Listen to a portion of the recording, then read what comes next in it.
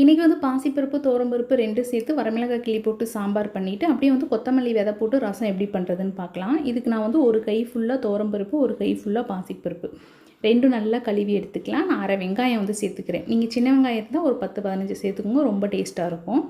2 பச்சை மிளகாய், 3 தக்காளி. நான் தக்காளி மட்டும் சேர்க்குறேன். நீங்கள் நிறைய பருப்பு பண்ணுற மாதிரி இருந்துச்சுன்னா கொஞ்சமாக வந்து புளி இதிலே வந்து சேர்த்துக்கோங்க. 1 ஸ்பூன் சாம்பார் தூள், அரை ஸ்பூன் வந்து மஞ்சள் தூள், கொஞ்சமாக வந்து ஜீரகம், விளக்கெண்ணெய் வந்து கொஞ்சமாக சேர்த்துட்டு தண்ணி சேர்த்து மிக்ஸ் பண்ணி விட்டு அப்படியே க்ளோஸ் பண்ணி மீடியம் ஃப்ளேமில் ஒரு விசில், சிம்மில் கொஞ்சம் நேரம் வச்சு எடுத்துக்கோங்க. இப்போ தக்காளி ஒரு 2 நிமிஷம் வேக வச்சு அதுலேயே புளியும் சேர்த்து வச்சுட்டேன்.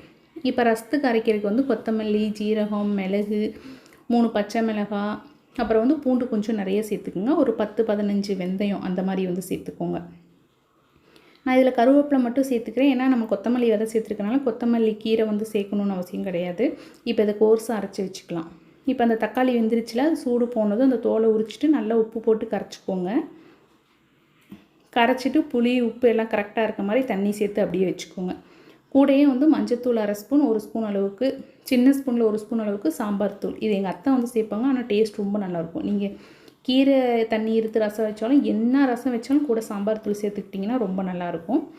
இப்போ தாளிக்கிறதுக்கு எண்ணெய் விட்டுட்டு கடுகு, ஒரு 5-6 வரமிளகாய் 2ஆக கிள்ளி போட்டு நல்லா கருகுனதுக்கப்புறம் நம்ம கோர்ஸாக அரைச்சி வச்சுருக்குறோம்ல ஜீரகம், மிளகு, பூண்டு அதெல்லாம் சேர்த்து நல்லா வதங்கினது. லாஸ்ட்டாக கொஞ்சம் பெருங்காயத்தூள் வந்து சேர்த்துக்கோங்க. நல்லா வதங்கினதுக்கப்புறம் நம்ம ஆல்ரெடி கரைச்சி வச்சுருக்குறோம்ல தக்காளி, புளி அதை சேர்த்துக்கோங்க. இதில் வந்து உப்பு வந்து செக் பண்ணியிருக்கேன். லாஸ்ட்டாக கொஞ்சம் கருவேப்பிலை சேர்த்துட்டு கொஞ்சமாக சர்க்கரை சேர்த்துக்குங்க. இதுவும் எங்கள் அத்தை பண்ணுவாங்க. ஆனால் டேஸ்ட்டாக தான் இருக்கும். வேண்டாட்டி நீங்கள் வந்து சாம்பார் தூளும் சர்க்கரையும் ஸ்கிப் பண்ணிடலாம். ஒரு டைம் ட்ரை பண்ணுங்கள். உங்களுக்கு பிடிக்கலைன்னா அதை ஸ்கிப் பண்ணிக்கோங்க. நல்லா நுரைச்சி வந்ததை எடுத்து ஊற்றிக்கலாம். இப்போ வந்து பருப்பு வந்து நல்லா சூப்பராக இருக்குது. இது கூட உப்பு சேர்த்துட்டு அப்படியே அந்த கரண்டியை வச்சு அந்த தக்காளி மட்டும் லைட்டாக மசிச்சு விட்டுட்டா போதும். ஒரு கடையணும்லாம் அவசியம் கிடையாது. இந்த மாதிரி வந்து தக்காளியை வந்து அந்த குக்கரில் ஓரத்துலேயே வச்சு அப்படியே மசிச்சு விட்டாலே போதும். இப்போ எண்ணெய் விட்டுட்டு தாளிக்கிறதுக்கு எண்ணெய் விட்டு கடுகு, இதிலே வந்து ஜீரகம் சேர்த்துக்குங்க. நான் லாஸ்ட்டாக சேர்த்துட்டேன்.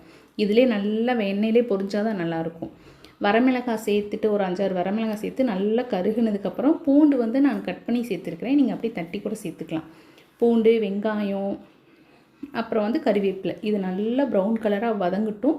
லாஸ்ட்டாக கொஞ்சம் பெருங்காயத்தூள் சேர்த்துட்டு ஆல்ரெடி நம்ம பருப்பு இருக்குதுல அதை எடுத்து ஊற்றிட்டு அப்படியே அடுப்பை ஆஃப் பண்ணிடுங்க.